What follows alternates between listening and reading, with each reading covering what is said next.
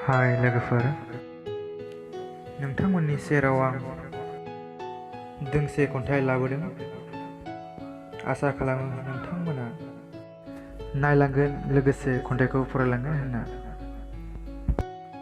खन्थाइनि मुङानो जादों नेनानै दं। खन्थाइखौ सुजुदों कोरोन बसुमतारी। दानिया खन्थाइखौ जागायबाय।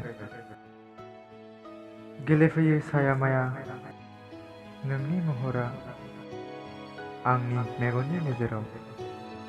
नोंनि सावगारिया थायो सान हर अराय सम आंनि गोरबो बिखायाव। मा गोरोन्थिनि साजा होखो नों सना, नेवसिलांबाय नों आंखौ बावनो हाया सना।